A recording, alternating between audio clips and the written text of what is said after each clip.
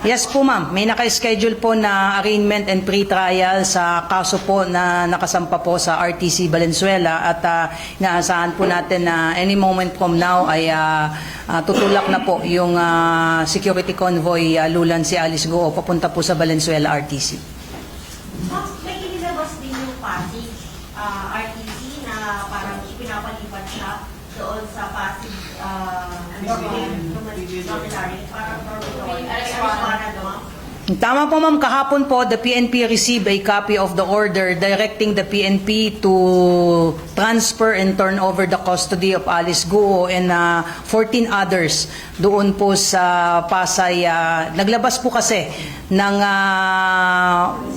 arrest warrant po itong Pasig City at hindi lamang po si Alice Goo yung nandoon po at ito po yung kaso na qualified human trafficking. This is a non-bailable offense po. So hindi lamang po si Alice Goo yung sinampahan po ng kaso. Base po dito sa hawak ko po na order ay si Alice Goo and 14 others po. So may utos po ngayon ang RTC Pasig po para ilipat po si Alice Goo sa Pasig female dormitory po.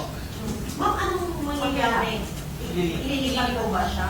Kailangan susundin po natin yung order po ng courts po. So we are also awaiting kung ano po yung magiging disposition po ng Valenzuela today po during their arraignment and pre-trial, kung maglalabas din ba ng commitment order with respect doon po sa kasong isinampa sa kanya sa Valenzuela. But since ito po ay may order na po ang Pasig RTC ay we will honor this court order po. So as soon as matapos po itong arraignment niya po na nakaschedule ay susundin po natin itong order sa atin na na-receive ng PNP yesterday po. Ma'am, ibig sabihin, pag naglabas itong Valenzuela, which is bailable naman yung kaso niya.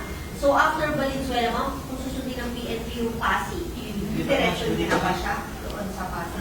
Kahapon po natin na-receive itong order po ng Pasig. So most likely, katulad ng ginawa po natin doon sa mga kasamahan po ni Kibuloy after their hearing po doon sa Pasig, ay binalik muna natin sila dito para makuha po yung mga gamit. And dumaan po sa proseso, kailangan din po kasi nga magsagawa ng mga medical examination, physical examination ng PNP prior turnover po. So ganun din po ang magiging procedure po dito kay Alice Goo bago natin siya i-transfer sa Pasig, probably today po yan.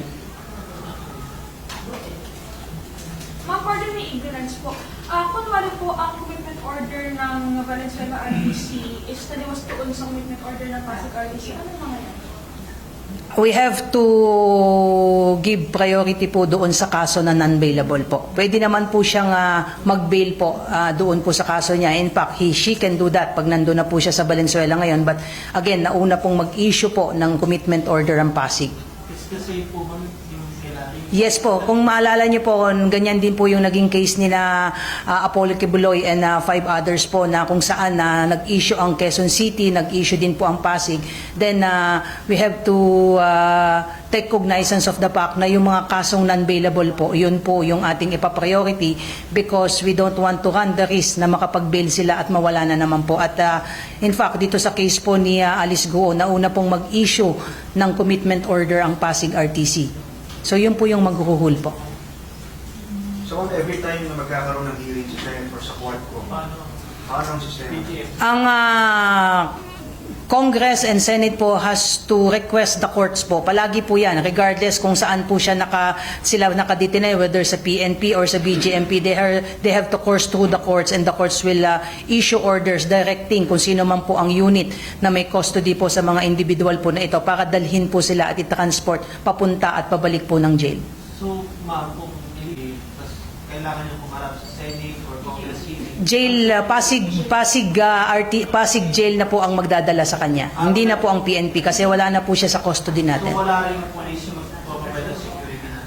Kung kinakailangan po na mag-provide po ng additional personnel augmentation po sa BJMP and we are ready to do that. And nangyayari naman po before yan, nagre-request po ng BJMP ng police assistance sa pag-maintain na transport po ng mga high-profile individuals po. Ma'am, nare-request ba yung family ni Alice ng motion to reconsideration dahil may death threat daw po sa buhay niya? Wala pa akong alam with respect dyan sa motion for reconsideration because remember, this is the first time na haharap po siya sa korte and we don't want to preempt po kung ano yung mangyayari po sa proceeding mamaya po. Pero kung mas the PNP verified, yung dati na nang sinasabi meron siyang banta sa threat. Ongoing pa rin po yung validation but we are not at liberty to reveal kung ano po yung update po dyan so as not to complicate kung ano po itong mga investigation na sinasagawa po natin. But then again, there is an issue or there is an order issued by the RTC Pasig. We have to honor and follow this this order po kung magpo-file po sila ng motion for reconsideration unless and until the court will issue a subsequent order holding in abeyance po yung transfer niya po sa Pasig RTC. Ito po yung susundin po natin. Mailipat po siya sa Pasig City Jail po. Ma'am, dun sa isang nagmarap siya sa Senate, sinabi niya na kilala naman niya, alam naman niya sa nanggagaling yung threat niya, yung threat sa buhay niya. May binigay ba siya with regards to that? Ang sinasabi po niya ay, if I remember it right, I was also monitoring po the hearing, ay mga foreigner. And itong mga foreigner po na ito ay sinasabi pa rin niya na wala naman dito sa Pilipinas. So, for consideration ng threat assessment, so wala dito yung nagte-threat po sa kanya. But then again, sabi nga natin, kung ito ay ifa-file nila formally sa courts to request for her continued stay dito sa PNP, then we will have to respect po kung ano magiging decision po ng korte po.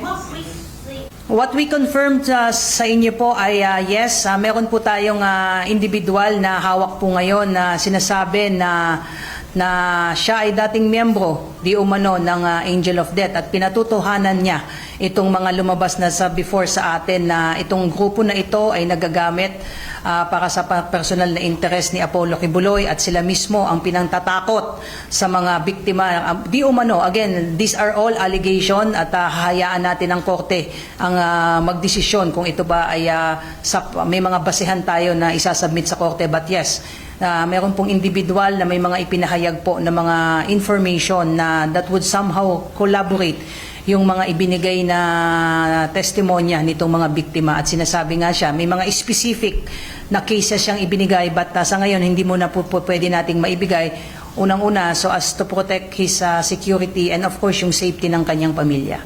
ma'am, may resulta na po ba yung pinaka-verify ng Davao City Police Office ng mga alleged? I don't have the official copy of the verification made by Pro11 with respect doon sa mga names na isinabmit nila sa FEO for purposes of determining kung ito bang mga pangalan na sinasabi na mga miyembro ng Angels of Death ay may mga hawak o at least may mga hawak siya at nakaregister na mga barrel under their name po. But initially, ang sinasabi po ay based sa initial verification, some of the names ay merong mga barrel na nakarehistro under their names po. At yan po yung i-verify natin. In the absence of the official report po na hawak natin, I cannot confirm kung ilan o sino-sino dito yung sinasabing may mga pag-aaring barrel po. Ma'am, ilan po ang hawak ngayon ng pulisya na nagpakilalang dating miyembro? As of now po, yung kausap po ngayon ng ating mga operatives po at ating mga investigador ay may isa po. However, may mga binanggit po siya na mga kasamahan niya, di umano na natatakot lang to come out in the open. So nagkakaroon po ngayon ng pag-uusap para makausap din natin at makaharap natin na face-to-face yung mga sinasabi pa niyang iba niyang mga kasamahan na tumiwalag na sa KOJC at handang makipagtulungan sa ating sa PNP. Can we say, ma'am, na yung taong yun verified na ng PNP na dating member talaga or nasa process pa kayo ng verification? Well, we have to vet at validate and verified kung itong ang tao na ito ay talagang miyembro ng KOJC. Kaya nag-iingat din po tayo. Hindi lahat ng lumalapit sa atin na nagpapakilala. But based sa kanyang revelations at may mga nagpatotoo na itong tao na ito ay talagang dating miyembro. At siya mismo, kinoconfirm niya, he was part of this group na ginamit para harasin at mag-inflict ng harm sa mga individual na hindi sumusunod sa utos di umano ni Apollo Kibuloy.